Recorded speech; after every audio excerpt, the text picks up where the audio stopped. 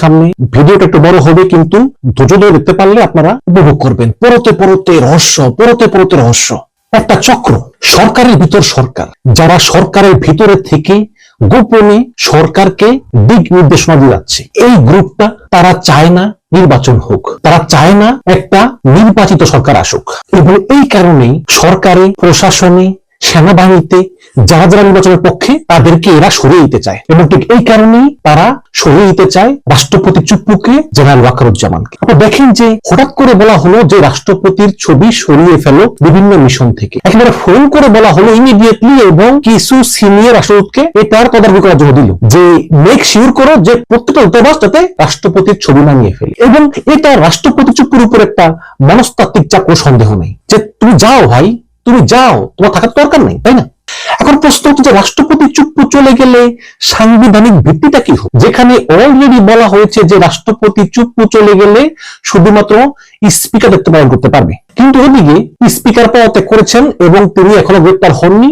শোনা যায় যে সেনাপ্রধান তাকে নিরাপত্তা দিয়েছেন, তিনি এই কারণে বহাল তবিয়ত আছেন, সত্যি জানি না। শোনা যায় যে সেনাপ্রধান সেই শিরিন শারমিন চৌধুরীকে নিরাপদে রেখেছেন। এখন কেন সেনাপ্রধান এই শিরিন শারমিন চৌধুরীকে নিরাপদে রেখেছেন সেটা একটা প্রশ্ন, তার কি প্ল্যান আছে জানি না। আর ডেপুটি স্পিকার কারাগারে। কাজেই এখন রাষ্ট্রপতি চুপ্পুকে পদত্যাগ যদি করতে হয় তাহলে সাংবিধানিক সংকটটা কি হবে? গতকালকে ভিডিওতে বলেছিলাম যে রাষ্ট্রপতি চুপ্পু সরকারের কাছে আবেদন করেছেন যে আমি অসুস্থ, আমি বিদেশ যেতে চাই চিকিৎসার জন্য, কিন্তু সরকার সেটা অ্যাপ্রুভ করেনি। সরকার মনে করতেছেন যে চুপ্পু বিদেশ গেলে আসবে না, এতে আরো সাংবিধানিক সংকট বাড়বে। কিন্তু সরকার চায় যে চুপ্পু পদত্যাগ করুক কিন্তু দেশেই থাক। এখন সংবিধানের 74 ধারায় বলা আছে সংসদ ভেঙে গেলেও স্পিকার, ডেপুটি স্পিকার নিজ পজিশনে থাকবেন। সুতরাং সংবিধান অনুযায়ী শিরিন শারমিন চৌধুরী এখনো স্পিকার পদে আছেন আর ডেপুটি স্পিকার পদে এরা আছেন, যদিও তিনি পদত্যাগ করেছেন এবং তিনি নিরাপদে আছেন। এখন রাষ্ট্রপতি যদি পদত্যাগ করতে চায় তাহলে একটা মাত্র উপায় হচ্ছে স্পিকারের কাছে পদত্যাগ করা। এখন স্পিকার তো আত্মগোপনে আছেন, তাহলে এর সাংবিধানিক উপায়টা কি? এখন সরকারের পিছনে যে সরকার, তারা চায় যে রাষ্ট্রপতি চুপ্পুকে একটা নিয়মের মধ্যে নিয়ে যাতে পদত্যাগ করানো যায়। এই কারণে সরকারের ভিতরের গুপ্ত সরকারটা তারা অলরেডি আদালতে একটা রিট করেছে। কি সেই রিট? যেমন হাসিনা পালিয়ে যাওয়ার পর যেমন সংবিধানের 106 নম্বর অনুচ্ছেদ অনুযায়ী সুপ্রিম কোর্টের পরামর্শ নেওয়া হয়েছিল, তখন সুপ্রিম কোর্ট বলেছে হ্যাঁ, যেহেতু প্রধানমন্ত্রী দেশ ছেড়ে পালিয়েছেন সেহেতু সংবিধানের 106 নম্বর অনুচ্ছেদে আমি ডক্টর ইউনূসকে প্রধান করে তত্ত্বাবধায়ক সরকার গঠনের অনুমতি দিলাম। ঠিক তেমনি ওই সরকারের পিছনে সে গুপ্ত সরকারটা তারা তাদের একজন আইনজীবীকে দিয়ে উচ্চ আদালতে রিট করিয়েছে, যাতে উচ্চ আদালতে রায় দেয় যে রাষ্ট্রপতি স্পিকারের পরিবর্তে প্রধান বিচারপতির কাছে পদত্যাগ করতে পারবেন। আর যদি আদালত সেভাবে রায় দেয় তাহলে রাষ্ট্রপতিকে সরাতে আর কোন সমস্যা হবে, রাষ্ট্রপতি প্রধান বিচারপতির কাছে পদত্যাগ করতে পারবেন। এখন প্রশ্ন হচ্ছে যে রাষ্ট্রপতি হঠাৎ করে এমন কি হয়ে গেল যে ওকে সরানোই লাগবে, নির্বাচন আছে মাত্র অল্প কয়েক মাস। দেখুন এর ভিতরে একটা বিশাল ভূরাজনৈতিক একটা বিষয় কাজ করতেছে।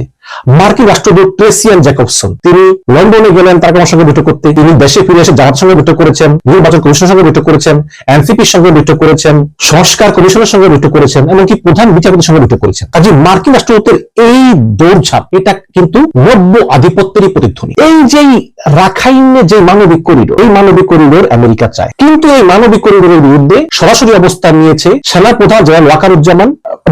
ভুলে যাবো বলে রাখি, সেনাবাহিনীর প্রধান জেনারেল ওয়াকারুজ্জামান কিন্তু একটু পরেই সেনাবাহিনীর দেশে ভাষণ দিবেন। তিনি সেনা বিষয়দেরকে ডেকেছেন একটা মিটিং করার জন্য, এবং নিশ্চয়ই সেই মিটিং এ তিনি কোন একটা গুরুত্বপূর্ণ কথা বলবেন। আমরা সেই মিটিং এর দিকে নজর রাখবো, কারণ পরিস্থিতি কিন্তু মোটেই ভালো না। প্রতিদিনই সংকট ঘন থেকে ঘনীভূত হচ্ছে, যেটা খালি চোখে দেখা যায় না। এখন কথা হচ্ছে যে সেনাপ্রধানকে তার পদ থেকে সরিয়ে দিতে চায় সেই সরকারের পিছনের গুপ্ত সরকার, কারণ সেনাপ্রধান জেনারেল ওয়াকারুজ্জামান বলেছেন যে তিনি নির্বাচন চান এবং তিনি এই যে রাখাইনে মার্কিন যুক্তরাষ্ট্রকে করিডোর দেওয়া হবে তিনি তার বিরোধিতা করতেছেন। ওয়াকারুজ্জামান বলেছেন যে এটা একমাত্র নির্বাচিত সরকারেরই করা উচিত, কোনো অন্তর্বর্তীকালীন সরকারের না। তো এখন ওয়াকারুজ্জামানকে সরিয়ে দেওয়া লাগবে। তখন এই বছরের ফেব্রুয়ারি মাসেই ডক্টর ইউনূসকে যেভাবেই হোক ম্যানেজ করে নিরাপত্তা উপদেষ্টা খলিলুর রহমান, যার সঙ্গে সেনাপ্রধান ওয়াকারের সম্পর্ক খুবই খারাপ, এবং বলা হয় এই খলিলুর রহমান এবং আমেরিকা মিলেই আসলে এই মানবিক করিডোরের বিষয়টা ফয়সালা করেছেন, এবং পররাষ্ট্র উপদেষ্টা তৌহিদ হোসেনকে এতে রাখা হয়নি। এবং তৌহিদ হোসেন মানবিক করিডোরে রাজি না হওয়ায় তৌহিদ হোসেনকে মূলত বরখাস্ত না করলেও পররাষ্ট্র মন্ত্রণালয় এক ঘরে করে রাখা হয়েছে। পররাষ্ট্র মন্ত্রণালয় সবকিছু সামলান এই খলিলুর রহমান। তখন এই খলিলুর রহমান এবং অন্য কয়েকজন মিলে তারা ডক্টর ইউনূসকে বুঝিয়ে সুঝিয়ে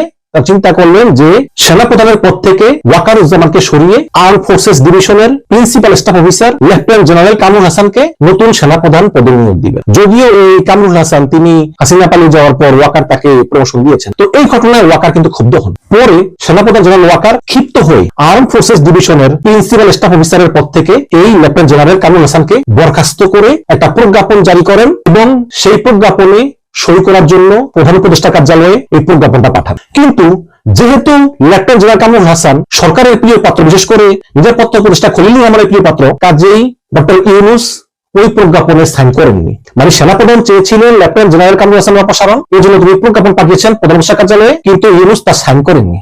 এবং প্রায় মাস খানিক পেরিয়ে গেলে যখন সাইন করেননি তখন সেনাপ্রধান বুঝে যান যে আসলে এটা হবে না। এবং ওই মে মাসেই ডক্টর ইউনূস তার নিরাপত্তা উপদেষ্টা খলিলুর রহমানের পরামর্শে সেনাপ্রধান ওয়াকারকে বরখাস্ত করার জন্য কাগজপত্র রেডি করেন। তো এই খবর পেয়ে ওয়াকার অলরেডি মানসিকভাবে ডিসিশন নিয়ে নিয়েছিলেন যে তিনি সেনাপ্রধানের পদ থেকে সরে যাবেন, কারণ সরকার যেহেতু চায় না তিনি থাকবেন না। এবং তিনি জুনিয়র অফিসারদের কাছ থেকে বিদায়ের জন্য ডেকেছিলেন। তখন সেনাবাহিনী জুনিয়র অফিসাররা বলেছে যে স্যার আপনি যেতে পারবেন না, যে আপনার কারণে আমরা নতুন বাংলাদেশ পেয়েছি। আপনি যদি বলতেন যে আমরা জনতার মুখে গুলি চালাবো না, তাহলে জনতা এই সাহস পেত না। সুতরাং আপনি হচ্ছেন বিপ্লবের পক্ষের সৈনিক, গণঅভ্যুত্থানের অন্যতম নায়ক, আপনি যেতে পারবেন। তখন এই জুনিয়র অফিসারদের যে সমর্থন জেনারেল ওয়াকারের প্রতি, ঠিক এই সমর্থনের কারণেই সরকার ওয়াকারকে তার পদ থেকে সরিয়ে দিতে পারেনি। এখন অনেকেই বলতে পারেন যে ওয়াকারের মেয়াদ আছে আর কয়দিন।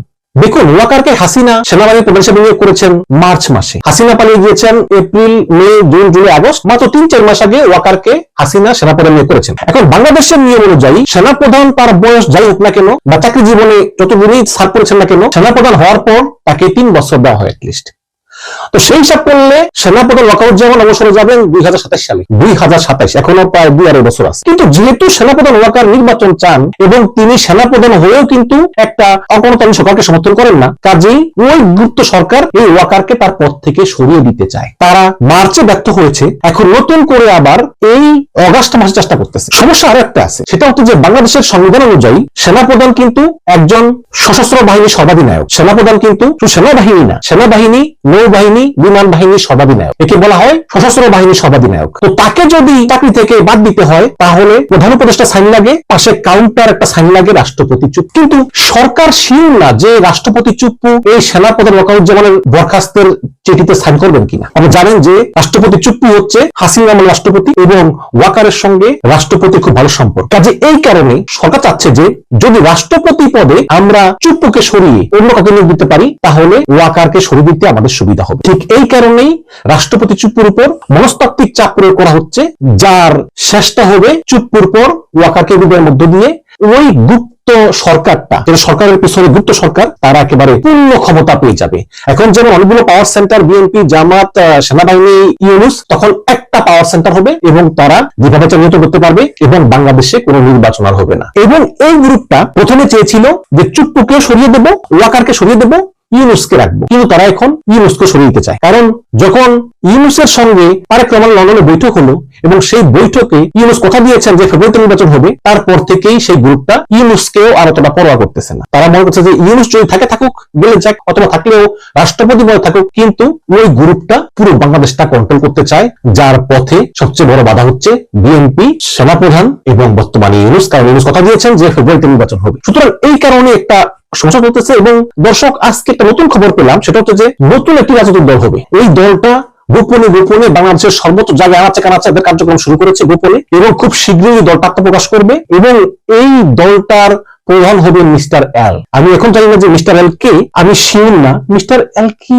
সাবেক সেনাপ্রধান ইকবাল করিম ভূঁইয়া, আমি জানি না, আমি শিওর না। কিন্তু এই নতুন দলটার উদ্দেশ্যই হবে জামাত ইসলাম, চরমোনাই, এনসিপি সহ বিএনপি বিরোধীরা জোট তৈরি করা, এবং এই দলের ফেস থাকবেন আমার দেশ সম্পাদক মাহমুদুর রহমান। সবাই মিলে বিএনপি এক পক্ষে আর পুরো ওই জোটটা হচ্ছে আরেক। প্রয়োজনে তারা আহমদুল্লাহ আজারি সাহেব এইসব ধর্মত্যাগের কেউ নামাবেন, নামিয়ে একটা প্রবল প্রতিরোধ যাতে নির্বাচন না হয়। আর যদি নির্বাচন হয়ে যায় তাহলে যাতে নির্বাচনে একটা তুমুল প্রতিযোগিতা করে বিএনপি কে জিততে না দেন। তো এই হচ্ছে কি ঘটনা। এখন এই সব কারণেই মূলত চেষ্টা হচ্ছে একের পর যাতে প্রথমে রাষ্ট্রপতি চুপ্পুকে সরানো যায় এবং তারপরে সেনাপ্রধানকে সরানো যায়। এবং দর্শক, অবস্থা দৃষ্টি মনে হচ্ছে যে বিএনপি একটু ব্যাকফুটে চলে গিয়েছে। বিএনপির বিরুদ্ধে চাঁদাবাজির অভিযোগ, দুর্নীতির অভিযোগ আগে থেকেই ছিল। এখন নতুন করে এই বিএনপি ওয়াকারুজ্জামানের সঙ্গে একাত্মতা পোষণ করে এই রাখাইন রাজ্যে মানবিক কর্মীদের বিরোধিতা করেছে এবং চট্টগ্রাম বন্দর বিদেশিদের হাতে ছেড়ে দেওয়ার বিরোধিতা করেছে। ঠিক এই কারণেই অনেকে মনে করেন যে মার্কিন যুক্তরাষ্ট্রের চক্ষুশূল হয়ে গিয়েছে এই বিএনপি। এখন এই যে মার্কিন রাষ্ট্রদূত ট্রেসিয়ান জ্যাকবসন, এই ভদ্র মহিলা একের পর এক মিটিং করতেছেন। তিনি লন্ডনে উড়ে গিয়ে তার প্রমাণের সঙ্গে বৈঠক করতে, আবার শোনা যায় যে তিনি ভারতেও গিয়েছেন। এখন তার এই বৈঠকের উদ্দেশ্যগুলো কি? অবশ্যই তিনি যেহেতু মার্কিন রাষ্ট্রদূত, তিনি অবশ্যই আমেরিকার ভূরাজনৈতিক স্বার্থ দেখবেন। এবং ঠিক তিনি কি চাইছেন? তিনি কি আসলে ওই সরকারের পিছনের যে গুপ্ত সরকার, সেটার পক্ষেই কাজ করতেছেন ট্রেসিয়ান জ্যাকবসন? আমেরিকাও কি এই যে রাষ্ট্রপতি চুপ্পুকে সরিয়ে দেওয়া এবং তারপর ওয়াকারকে সরিয়ে দেওয়া, তারপর একটা নির্বাচনবিহীন সরকার রাখা এবং সেই সরকার রাখলে আমেরিকার ভূরাজনৈতিক স্বার্থ হাসিল হতে সহজ হয়, এরকম হতে পারে? নাকি আসলেই আমেরিকা চায় একটা সুষ্ঠু নির্বাচন এবং সুষ্ঠু নির্বাচনের পরে যে সরকারে আসুক, সেই সরকারের উপর চাপ প্রয়োগ করে মার্কিন যুক্তরাষ্ট্র তার স্বার্থ হাসিল করতে চায়? এই সিদ্ধান্তটা আমার মনে হয় যে আমেরিকা এখনো নেয়নি। এবং আমেরিকা কি সিদ্ধান্ত নিবে এইটা বোঝার জন্যই হয়তো ট্রেসিয়ান জ্যাকবসন একের পর এক বিএনপি, জামাত, এনসিপি এদের সঙ্গে মিটিং করতেছে এবং মিটিং করে মনোভাব বুঝে যদি ট্রেসিয়ান জ্যাকবসন বলে যে হ্যাঁ, যে সরকারি ক্ষমতায় আসুক আমাদের সমস্যা নাই, আমাদের ভূরাজনৈতিক স্বার্থগুলো তারা হাসিল করবে, সেটা মানবিক করিডোর হতে পারে রাখাইন রাজ্যে, বা অন্য কোনো কিছু হতে পারে, ইন্দো প্যাসিফিক স্ট্র্যাটেজি হতে পারে, তারপরে আকসা বা জিসোনিয়া চুক্তি হতে পারে। আকসা হচ্ছে আপনার অ্যাকুইজিশন এন্ড লজিস্টিক এগ্রিমেন্ট, এটার দ্বারা তারা সামরিক মালামাল এগুলো তারা বিক্রি করতে পারবে। আর জিসোনিয়া হচ্ছে general security of military information agreement, তারা ইনফরমেশন বা তথ্য সরবরাহ করবে, আদান প্রদান করবে। এই দুইটা চুক্তি, ইন্দো প্যাসিফিক চুক্তি, তারপরে মানবিক করিডোর, অনেক বিষয় আছে, রাজনৈতিক বিষয়। এই বিষয়গুলো আসলে আমেরিকা নিশ্চয়তা চায় বিএনপির কাছ থেকে, জামাতের কাছ থেকে। তারপরে আমেরিকা ডিসিশন নিবে যে যদি নির্বাচিত সরকার এসে আমাদের স্বার্থ ফুলফিল করে তাহলেই হয়তো নির্বাচন হতে পারে। আর যদি তারা বোঝে যে ফুলফিল করবে না, তাহলে ওই যে সরকারের পিছনে গুপ্ত সরকার, এই সরকারটা আসলে কতটুকু শক্তিশালী হয়ে ওঠে এটা আমরা বিগত দিনে দেখতে পাবো।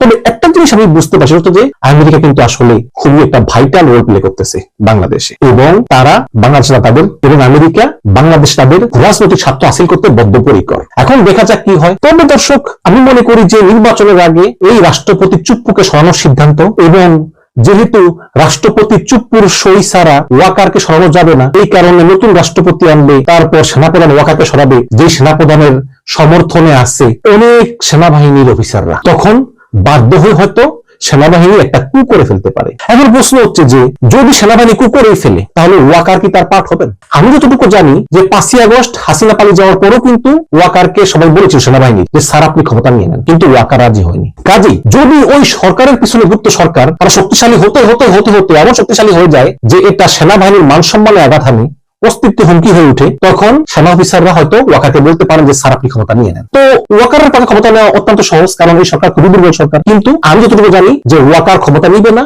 বরঞ্চ ওয়াকার সেনাপ্রধানের পদ থেকে পদত্যাগ করে হয়তো অন্য কোনো কারো কাছে ক্ষমতা দিবে এবং তারা হয়তো সামরিক অভ্যুত্থান করবে, কিন্তু ওয়াকার এর পার্ট হবে না। সুতরাং